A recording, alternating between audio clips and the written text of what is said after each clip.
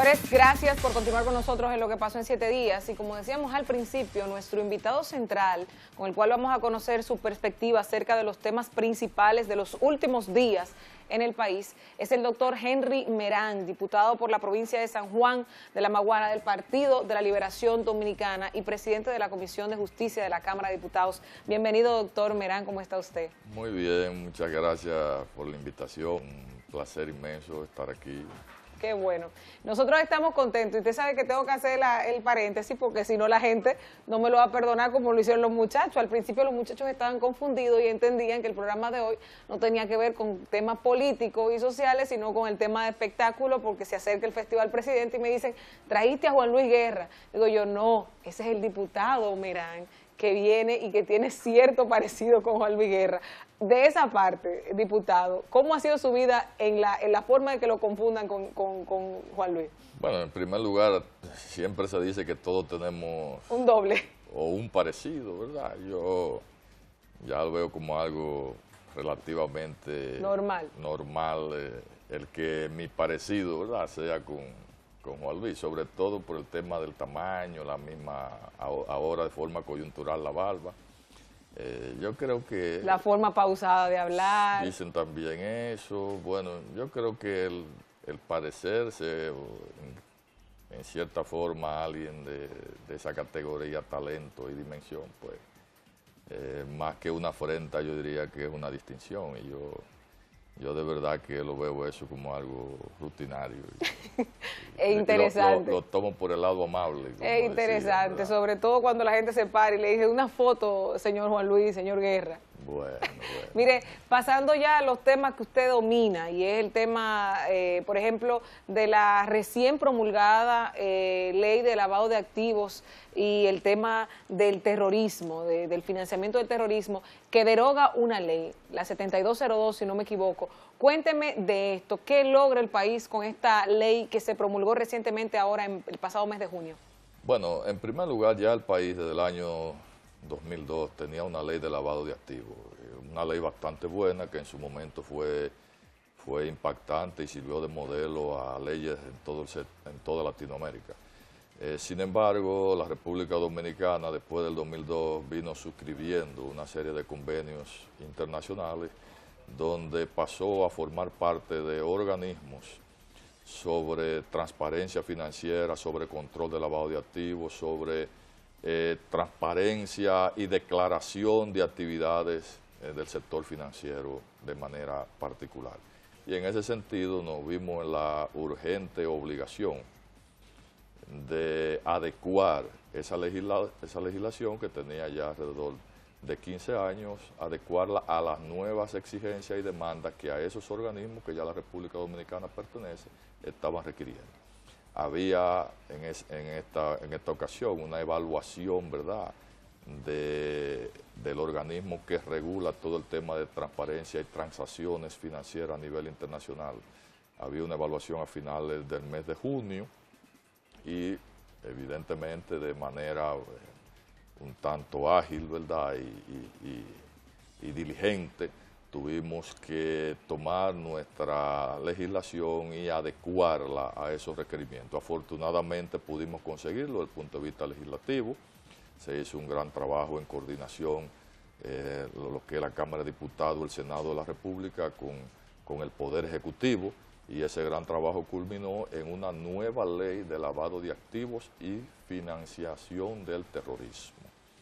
¿Qué procura esta ley? Bueno, estrechar, obstaculizar, dificultar cada vez más los mecanismos para que el crimen organizado a nivel internacional pueda utilizar a la República Dominicana como plataforma en términos de transacciones financieras. Es decir, la ley en el fondo lo que procura es adecuar el país a la nueva política de prevención y control del lavado de activos, ponerlo a la vanguardia, y también evidentemente el tema del terrorismo, porque a través del lavado de activos también se pueden financiar actividades terroristas que, aunque nuestro país, gracias a Dios, no está dentro de los ejes o focos del terrorismo internacional, pero evidentemente que teníamos un vacío en términos de procurar que que ese mal no llegue al Estado Dominicano y también aprovechamos para trabajar el tema. Tengo la información, ¿verdad?, de las autoridades del gobierno que trabajamos la ley y que son los principales beneficiarios en términos de ejecución de la misma, de que esta ley ha sido bien acogida en términos internacionales, prácticamente se ha convertido en un modelo a seguir en otros estados y recibimos en esta evaluación una tremenda calificación, es decir, pasamos con excelente nota la misma y en el fondo nos hemos sentido orgullosos y satisfechos del trabajo que hicimos. Ahora, yo tengo una duda y es un tema que yo sé que la ciudadanía completa debe estar pensándolo con esta ley recién organizada, porque como decíamos, existía la 7202, pero se implementaron nuevos mecanismos, nuevos puntos que no existían anteriormente. Pero en República Dominicana no se estila que cuando una persona se enriquece ilícitamente porque haya hecho cualquier estafa, haya recibido soborno, los recientes temas de Odebrecht, entre otras muchas cosas, el tema del narcotráfico, enriquecimiento ilícito, lavado de activos y demás, esa persona va y cumple una condena cuando se sentencia, cuando se juzga, cumple 20 años, cumple 10 años, cumple lo que sea, sale y todo lo que consiguió lo tiene. ¿Qué pasa con esta ley? Esta ley puede congelar, puede embargar, puede retirar los bienes que fueron recogidos o adquiridos ilegalmente. Sí, lo primero es que el objeto fundamental de esta nueva ley es la prevención y el control de la infracción. Sí, porque una cosa es la prevención y otra cosa es el elemento punitivo, ¿verdad? Esta ley le permite al Estado tener un rango de investigación extremadamente amplio para procurar el determinar la fuente de los recursos. Por ejemplo, se amplía enormemente el rango de investigación y las áreas de investigación. Por ejemplo, actualmente ya todas las operaciones del sector inmobiliario dominicano están amparadas y regidas por esta ley. Estamos hablando que usted no puede ir a una inmobiliaria, a una constructora, a comprar en efectivo, 3 o 4 penthouse en efectivo, y quien es inmobiliaria, que es la vendedora de esos inmuebles y la propietaria, ni siquiera preguntarle a usted el origen de esos recursos. Eso ya es imposible en la República Dominicana. Esas operaciones hay que transparentarlas desde el punto de vista financiero y desde el punto de vista del origen de los recursos. Igualmente ocurre con el tema de los dealers, que están tan de moda, ¿verdad? Y bien que así sea en la República Dominicana. Bueno, no es posible usted ir a invertir 10 o 15 o 20 millones de pesos, hacer esas operaciones y nadie preguntarle de dónde salió ese dinero. Son áreas que están dentro del rango de la ley. Igualmente se amplió y se fortaleció todo el sistema de regulación bancaria en la República Dominicana con el tema de lavado de activos. Usted no puede actualmente presentarse a un banco con 100,000, 200,000 dólares o 10 o 15 millones de pesos. Ni siquiera se habla, la ley amplió en este caso de 10 a 15,000 dólares las operaciones sujetas a declaración. Entonces usted no puede ir a un banco con más de 15,000 dólares. La conversión estamos hablando de 750,000 pesos. Sin decir cómo los obtuvo y cuál es el origen. Es decir, la ley lo que fortalece son los mecanismos de prevención, control e investigación. Desde luego, eso le permite al propio Estado, bajo esos controles, determinar quién ha infringido la ley de lavado de activos, determinar la procedencia de ese recurso y, por vía de consecuencia, encaminar un sometimiento a la justicia por la vía penal correspondiente. O sea que todavía no se le quitan los bienes a quien se enriqueció ilícitamente. Bueno, la misma ley establece y el propio procedimiento penal ordinario establece un mecanismo de cuando se determina la culpabilidad bajo una sentencia con autoridad de cosa irrevocablemente juzgada, cuál es el destino de esos bienes. Son inmediatamente incautados y confiscados, ¿verdad? Y subastados. Eso lo establece perfectamente la ley de lavado de activos. Otra cosa es la ley de extinción de dominio, ¿verdad? Que es otro proyecto que está en estos momentos en el Senado de la República, que viene a completar la parte que usted bien señala. Los mecanismos para que el origen y la ilicitud de los bienes terminen siendo más efectivamente confiscados y adjudicados al Estado si se determina que son fruto de algún tipo de violación en términos de administración pública. Ahora, mire, uno de los temas que desde hace meses, hablamos de diciembre para acá, ha estado en la palestra pública nacional e internacional, es el caso de la constructora brasileña Odebrecht y la situación de la que nosotros venimos tratando, de que toca a muchos funcionarios, que toca a legisladores, que toca lo que vimos, y nos preguntamos, ¿para cuándo se va a transparentar esa ley de partidos para que dentro de la política también haya una limpieza y se sepa de dónde vienen los recursos? Ahora mismo, sea verdad o sea mentira, la reputación del presidente de la República, el licenciado Danilo Medina, está en juego porque una gran cantidad de la población entiende que hubo soborno, que hubo pago para el tema de la campaña y que hubo muchísimas otras cosas que son consideradas delitos. Sin embargo, todavía no hay una forma de que se filtre todo eso y de que se pueda actuar correctamente porque no hay una ley que regule nada de eso. Sí, bueno, yo creo que el primer problema que estamos padeciendo en términos del debate social y político en la República Dominicana, y es lamentable que hayamos emprendido ese camino, es lo que yo le llamo la judicialización de los temas políticos en la República Dominicana.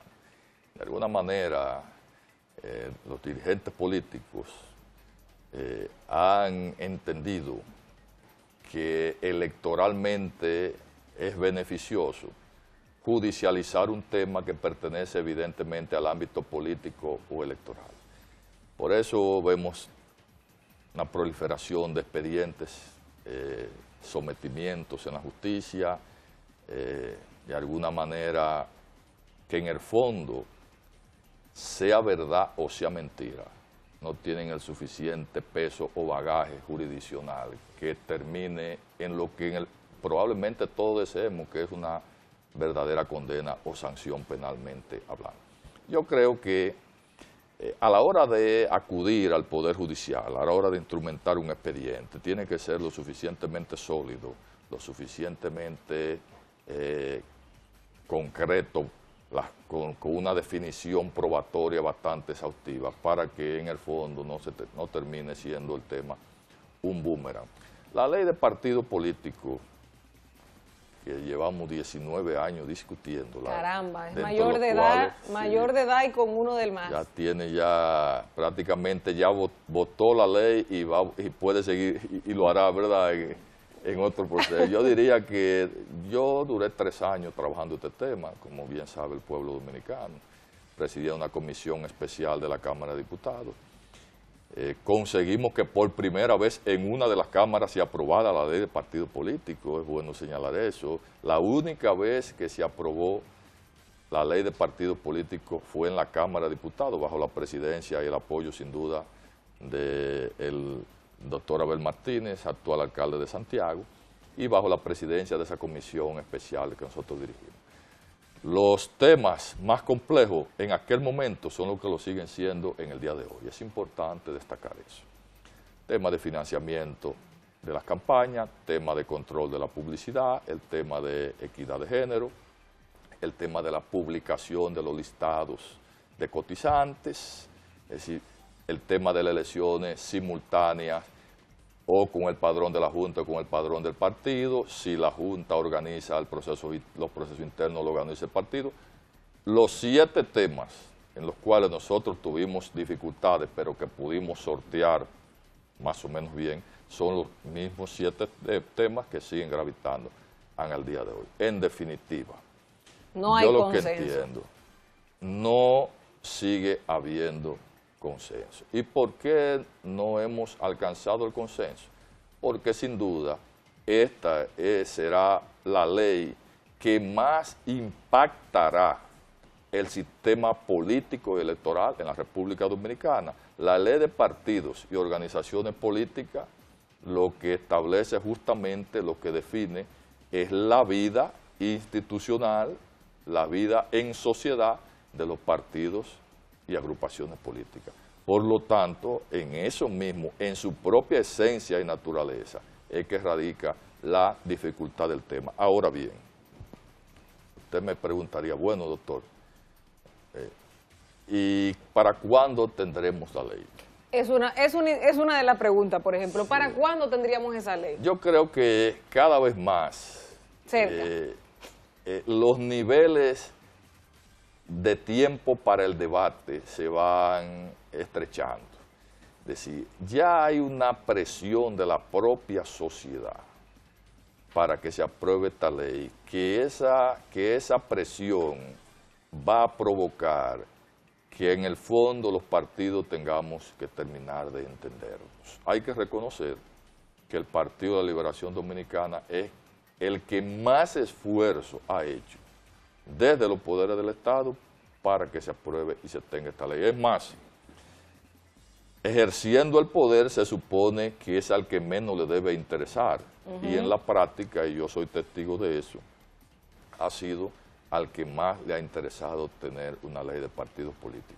Sin embargo, y ahí voy, doctor, que hay una especie de contradicción, porque cuando el Partido de la Liberación Dominicana quiere de verdad que algo se promulgue, que algo avance, saben cómo aunar esfuerzos, y así lo vimos en el 2015 cuando las cámaras decidieron modificar la Constitución para que sí se diera el tema al paso a la reelección, ¿verdad? Y ahora resulta que en esta semana, en estos 7 días, han empezado a cantarse de nuevo las bocinas de la reelección, empezaron a sonar. Lo mencionó la presidenta o la presidenta saliente de la Cámara de Diputados, hermana del presidente de la República, Lucía Medina. Rafael Calderón, un senador, también da unas declaraciones que el PLD va a llevar al candidato que los haga ganar, y si eso significa volver a modificar la Constitución para que vuelva Danilo Medina, pues lo van a hacer. Eso lo dijo Rafael Calderón en esta semana, y nosotros nos preguntamos, ¿sería capaz? Porque mire la contradicción y lo que le digo, la ley de partido tiene 19 años y todavía no hay consenso para que se promulgue, pero la Constitución se trabajó en menos de 2 semanas y se promulgó el tema de que sí debía haber una reelección, o que 2 y nunca más, o por lo menos 2 de haber reelección. ¿Y ahora qué pasa? Que están sonando estas campanas. ¿Cree usted que se pudiera dar ese tema de que haya una nueva reelección del presidente Medina con todo lo que está tocando? Porque dicen, y se lo tiran a la intención popular. Él tiene una muy buena valoración popular, pero se le está olvidando el tema de Brecht, se le está olvidando las declaraciones de Rodrigo Tacla, y se le están olvidando muchas cosas que están en la palestra en este momento. Mire, yo en primer lugar creo que el compañero presidente Danilo Medina ha hecho una de las gestiones más formidables que la historia republicana pueda contemplar. Y su valoración en términos de popularidad y su valoración en términos electorales es un reflejo de lo bueno e impactante y lo transformador que ha sido su gobierno, sobre todo en temas de políticas sociales. Ahora bien, por encima de todos los entes de la sociedad,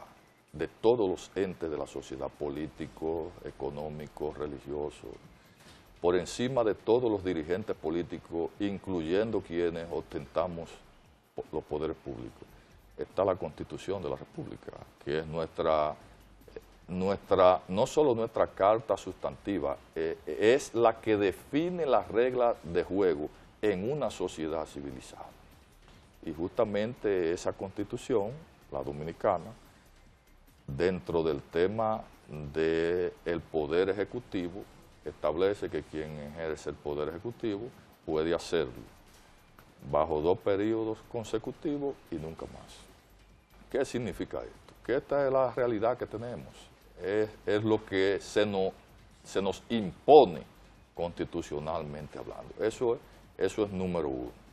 Número 2, yo particularmente, como dirigente político y como miembro del Comité Central del Partido de la Liberación Dominicana y una persona que entiende y conoce el accionar político del presidente de la República, creo que el presidente de la República va a cumplir con lo que ha señalado, va a ser coherente. Yo creo en su palabra. Muchas veces escuchamos algo que señala todo lo contrario, pero no, la mayoría de los dominicanos y la gran mayoría de la sociedad dominicana y sobre todo del Partido de la Liberación Dominicana, cree en lo que señala y ha expresado en innumerables ocasiones el presidente de la República, el compañero Danilo Medina, de que este es su último periodo. Desde luego, aparecerán compañeros. Que le hacen un daño terrible. Yo entiendo que sí, porque no es el momento ni siquiera para referirse a ese tema, no es el momento ni siquiera para insinuarlo. Es un momento para es el momento para ayudarle al presidente de la República, sobre todo los PLDistas, a hacer un segundo buen gobierno y desde luego ese segundo gobierno al que nos referimos va la semana próxima a cumplir su primer año. Por vía de consecuencia, en términos cronológicos, cualquier declaración sobre reelección es totalmente desatinada y a destiempo. Y repito, yo soy de lo que cree en la palabra del presidente de la República, el compañero Danilo Medina, y también de lo que cree que el presidente de la República va a terminar haciendo un segundo buen gobierno. Bueno, pues vamos a esperar que llegue el 2019, porque yo creo que ahí es que se va a empezar a definir cómo estarán las cosas. Y cuidado si en el 18 y medio lo estamos viendo. Ahora, otro punto interesante de esta última o recién concluida legislatura fue la situación de que se cayera el Código Penal, de que un tema como el aborto haya obstruido o haya impedido que se llegara a un buen... a una situación que el país necesita, porque habían tipificaciones que no tenemos contempladas, que ahora siguen ser exentas de cualquier judicialización. Cuéntenos de esto, ¿qué pasó? ¿Cómo es que no llegamos a un consenso tampoco con ese tema? Bueno, yo creo que, y lo digo con toda responsabilidad, sigue constituyendo una vergüenza nacional el tener en la República Dominicana un código penal de 209 años de elaboración y 134 años de puesta en vigencia. Yo creo que solamente ese dato define que la no tenencia de un nuevo código penal es una vergüenza nacional. Ahora, ¿qué ha ocurrido en las diferentes épocas y coyunturas con el Código Penal? ¿Por qué no tenemos un nuevo Código Penal? Bueno, porque hay temas que debemos reconocer extraordinariamente complejos, conflictivos, espinosos, que hay posiciones muy encontradas y desgraciadamente no hemos tenido el discernimiento y diría yo el tacto para diferenciar qué es lo más importante de todo el gran proyecto, de todo el gran compendio que es el Código Penal Dominicano. En una oportunidad, el Código fue aprobado y observado por el entonces presidente Leonel Fernández por el tema del feminicidio y el tema del aborto. En segunda oportunidad se volvió a aprobar el Código y fue observado por el presidente de la República, Danilo Medina, por el tema del aborto. Y en tercera oportunidad aprobamos el Código de nuevo y volvió a ser observado por el tema del aborto. En definitiva, el aborto, sin ser un tema inherente a los códigos penales de prácticamente el 80% del mundo, se viene comiendo, devorando, engullendo el Código Penal, el nuevo Código Penal de la República Dominicana. Y que evita que se juzgue el feminicidio, el sicariato, entre otras cosas. El arrojo de sustancias que causan la muerte, la utilización de menores de edad por mayores de edad en actividades delictivas, más de 41 tipos penales directos y más de 110 tipos penales de forma indirecta o colateral. Estamos dejando de sancionar, de juzgar en la República Dominicana por no tener un nuevo Código Penal. Imagínese usted, nosotros tenemos el Código Penal vigente en la República Dominicana que elaboró Napoleón Bonaparte para el Imperio Francés a principios del siglo XIX. Ese es el código que está sancionando y sirviendo de principal instrumento de política criminal en la sociedad dominicana del siglo XXI. Vaya usted a saber si eso es una vergüenza. Sin embargo, un tema que no representa el interés de la gran mayoría del pueblo dominicano, como es el tema del aborto, está devorando 383 artículos. Estamos hablando que un artículo del Código Penal ha provocado que 383 artículos que revolucionarían el accionar en la República Dominicana en tema de combate a la criminalidad y la delincuencia, están siendo subrogados solo por el 110, solo por el aborto, que dicho sea de paso, debo explicarle a usted y al pueblo dominicano, y debo también señalar que me he cohibido de hablar de este tema. Aquí no tiene por qué, puede hacerlo suave. Me he cohibido de hablar de este tema en la opinión pública porque la verdad es que para mí ha resultado increíble el que no tengamos todavía el código y confieso algunos niveles de frustración por eso, en términos legislativos y profesionales. Estamos hablando que el Código Penal nuevo, el que se descartó hace unas semanas, de los 3 tipos de aborto o causales, como le llamamos, ya incluía una, que es la única que permitiría la Constitución en virtud del artículo 42 a capite tercero, numeral tercero. Es decir, que todavía bajo el tema del aborto, en ese nuevo código estábamos avanzando y le habíamos buscado la vuelta a una de esas causales, que es cuando la vida de la madre, que es la principal causal, claro que sí, cuando la vida de la madre está en peligro. Sin embargo, los sectores liberales o ultraliberales que defienden esta política a nivel mundial se empecinaron en que o las 3 causales o ninguna, o no código, es decir, no solo ninguna, porque ellos se quedaron sin nada. Es decir, fíjese que quienes apoyaron el que nos quedáramos sin código, en definitiva, ¿cuál fue que se quedó vigente? El código actual que prohíbe el aborto de manera absoluta. Fíjese qué grave error se cometió.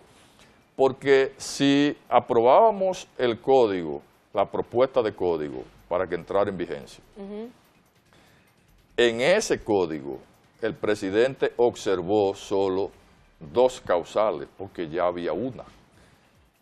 Y al rechazar el código completo, hasta esa una también se perdió. Se perdieron todas por no llegar nadie a ningún acuerdo. Claro, y en definitiva quedó el Código Penal actual que penaliza el aborto de manera absoluta. Y por último, diputado, ustedes tienen un nuevo presidente en la Cámara, Rubén Maldonado, que ya el comité político lo ratificó, dio cumplimiento a ese acuerdo que se había hecho anteriormente. ¿Cree usted que se va a cumplir el acuerdo completo siguiendo Radamés Camacho, nuestro amigo, y nuestro apreciadísimo Demóstenes Martínez, que cerraría en el 19-20? Y sin duda que sí, sin duda. Nosotros, a raíz del proceso interno que vivimos de cara a la reforma constitucional del año 2015, el partido llegó a un gran acuerdo, ¿verdad?, entre las fuerzas políticas que gravitan internamente, que todo el pueblo dominicano sabe de manera clara cuáles son, y en ese acuerdo se definía una serie de principios, ¿verdad?, para la ostentación de los poderes públicos a partir de él, y justamente en virtud de ello, el año pasado el comité político decidió de manera unánime en una resolución de este organismo, máximo organismo de ejecución de políticas diarias del PLD, que la Cámara de Diputados iba a estar ocupada en este cuatrenio constitucional por 4 importantes y distinguidos compañeros del PLD. El primer año, como ya ocurrió, lo iba a encabezar la presidenta compañera Lucía Yomaira Medina Sánchez, que ha hecho una labor extraordinaria, histórica, al igual que la labor que hizo el compañero Abel Martínez. Ha hecho una labor, sin duda, que será recordada por siempre en la Cámara de Diputados, la labor de la compañera Yomaira Medina, Lucía.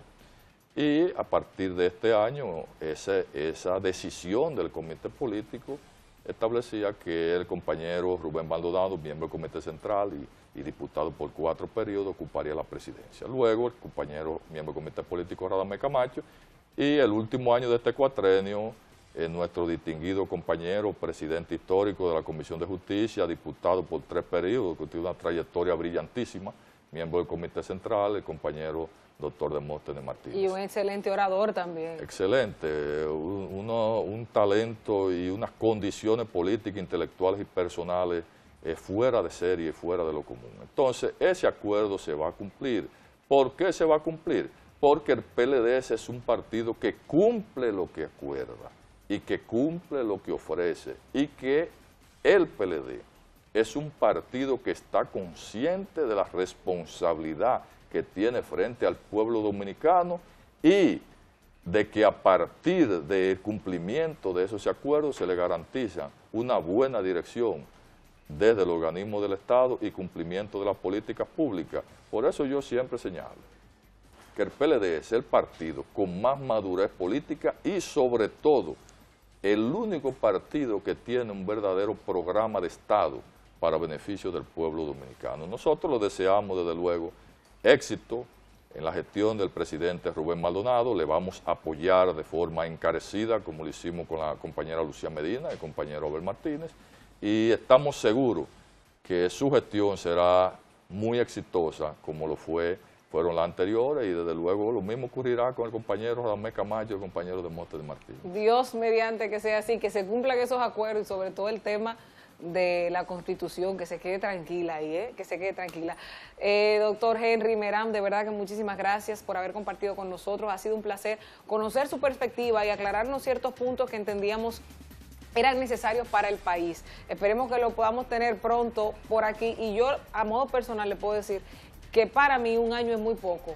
El acuerdo lo hicieron ustedes, su PLD lo hizo, pero para mí un año es muy poco, porque cuando usted se da cuenta es que está empezando a cogerle el sabor al asunto, y de ahí ya tiene que soltarlo. Esa es mi percepción, pero hay un acuerdo hecho. Señores, gracias de verdad, y a ustedes no se muevan cuando regresemos más de lo que pasa en Serie 10.